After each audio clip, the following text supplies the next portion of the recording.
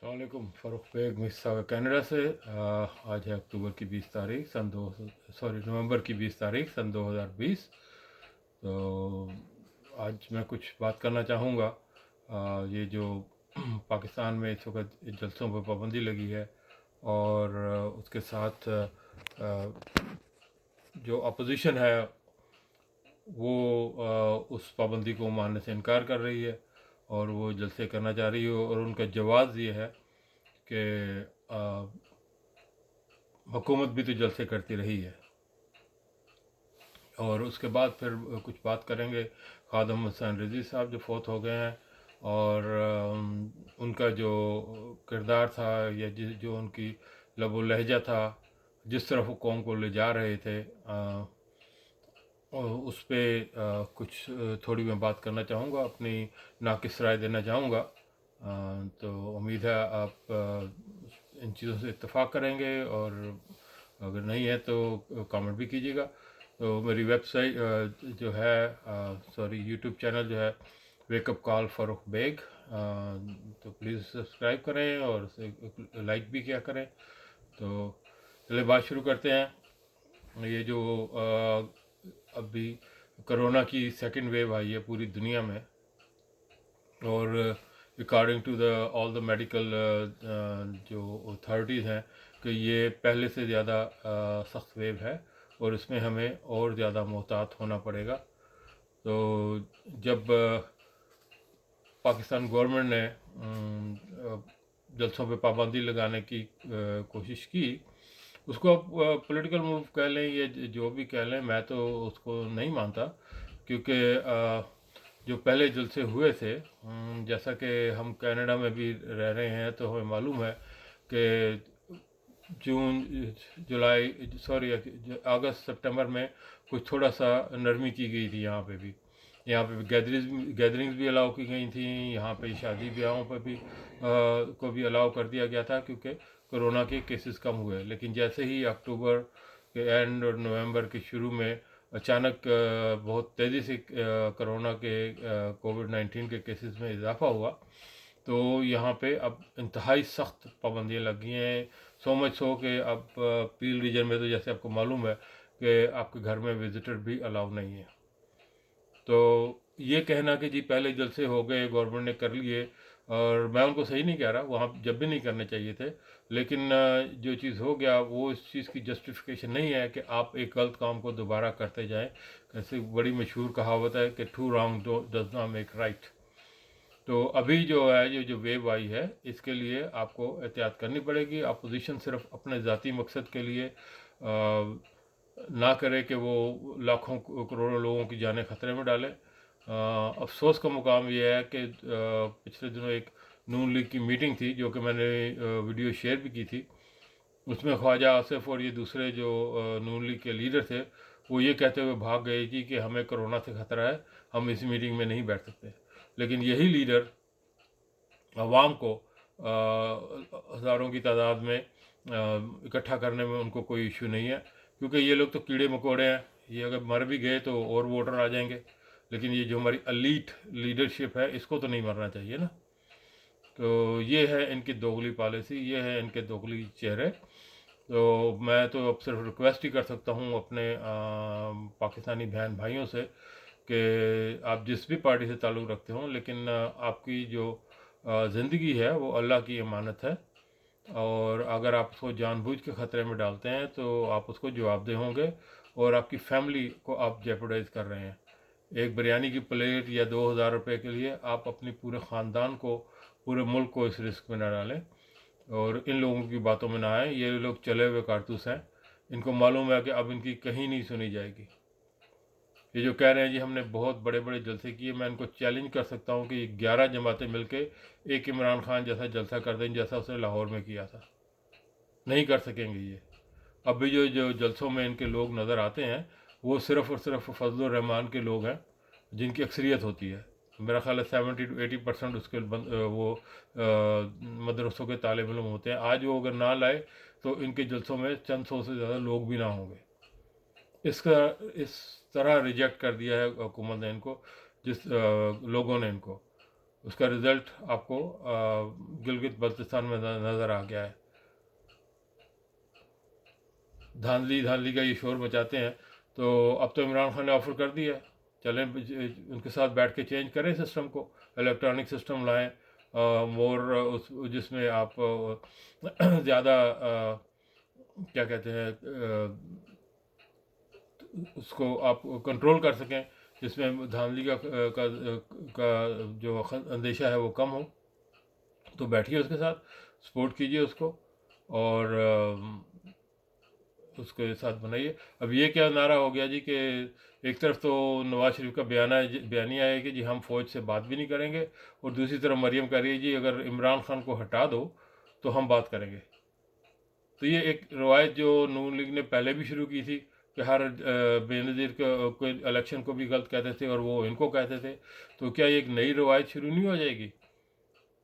जब आप गवर्नमेंट अगर आ भी गई नेक्स्ट टाइम, तो क्या इमरान खान और बाकी ये शोर नहीं मचाएंगे ये एक धांधली की है और इनको हटाओ तो फिर हम आपसे बात करेंगे? क्या वो लोगों को सड़क पे नहीं ला सकते? वो आपसे ज़्यादा लोगों को सड़क पे ला सकते हैं। तो ये रवायत दोबारा आप ना कायम करें, इससे ना जमहूरियत को फ़ायदा होगा ना जमहूरियत के जमहूरों को। फिर आप कहेंगे उसके बाद फिर आप नेक्स्ट बार यही कहेंगे जी कि हाँ जी पिछली बार हमसे गलती हो गई, हम आइंदा नहीं करेंगे, जो कि आप हर बार यही करते हैं। 3-3 4-4 बारियां आप ले चुके हैं। कुछ दोस्त फरमाते हैं जी कि वो उसने इमरान खान ने अपने नारे पूरे नहीं किए, 90 दिन का नारा किया। तो मुझे पहले तो मैं पीपीपी वालों से सवाल करता हूँ कि आपके भुट्टो साहब ने भी रोटी कपड़े का नारा लगाया था, 4-4 बारियां आप ले चुके हैं और पिछले 40-50 साल से आप गवर्नमेंट में इन और आउट रहे हैं। क्या आपने एक वादा भी पूरा किया? और जो नवाज शरीफ ग्रुप जो है नून लीग है, आपने भी वादे किए थे कौन से कि हम पेट फाड़ेंगे इनका, हम इनको सड़कों पे घसीटेंगे। आज वही आपके अबू डैडी और वो उन्हीं को आप शहीद कह रहे हैं। आपने वादे पूरे किए? ये चंद सड़कें बना के अरबों डॉलर का कमीशन खा के तो आप कौम पे एहसान कर गए हैं। ऑरेंज ब्लू लाइन बना के जिसकी टिकट की कीमत 250 रुपये होनी चाहिए थी, 20 रुपये में दे के आप कौम पे एहसान करके गए हैं। आपने कौन से वादे पूरे किए? और इमरान खान को 2.5 साल नहीं हुए। वो जाहिल हैं लोग जो कहते हैं जी इमरान खान को 2.5 साल हो गए हैं। अब अगस्त 18 में उसने उसने हल्फ लिया था। उसके बाद आप महीने खुद गिन लें, अगर किसी को गिनती नहीं आती है तो वो मुझसे रब्ता कर ले। तो बराए मेहरबानी फिर मैं वापस जाता हूँ उसी मौजू पे, ये जो जलसे हो रहे हैं इनको बैन होना चाहिए। अगर अदालत देती है तो फिर वो अदालत का जज जो है वो ज़िम्मेदार होगा उसका। अगर जमात इस्लामी को इजाज़त मिली है तो उसका ज़िम्मेदार वो अदालत का जज है, हुकूमत नहीं है। और हमें भी उस जज को ज़िम्मेदार ठहराना चाहिए, जैसे कि नवाज शरीफ को भगाने में भी जजों का हाथ था और उसमें गवर्नमेंट नहीं थी। गवर्नमेंट ने जो बॉन्ड रखा था अदालत ने उसको मुस्तरद कर दिया था। आज अगर वो 7-8 अरब का बॉन्ड होता तो फिर मैं देखता कि नवाज शरीफ कैसे वापस नहीं आता।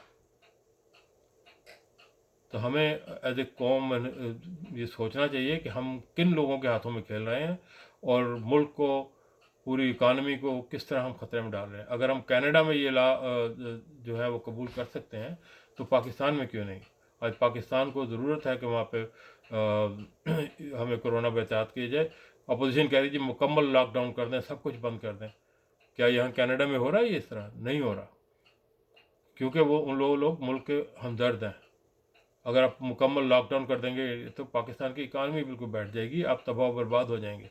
और यही अपोजिशन चाहती है, क्योंकि उन्हें मालूम है यही एक ज़रिया है जिससे वो इलेक्शन दोबारा जीत सकते हैं। तो इनके चक्करों में मत आएँ।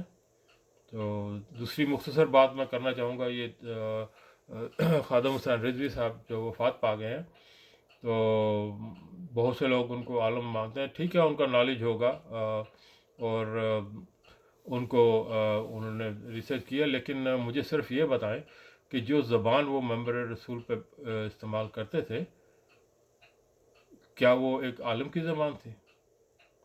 मैं इसके साथ उनकी एक वीडियो भी लगा देता हूँ जिसपे वो मेंबर रसूल पे बैठ के अपने मुखालिफ फ़िरके को सूअर कह रहे हैं। क्या एक आलिम ये ज़बान यूज़ करता है? उनकी बेशुमार वीडियोज़ आपको मिल जाएंगी जिसपे उन्होंने इंतहाई गलीज़ ज़बान इस्तेमाल की है।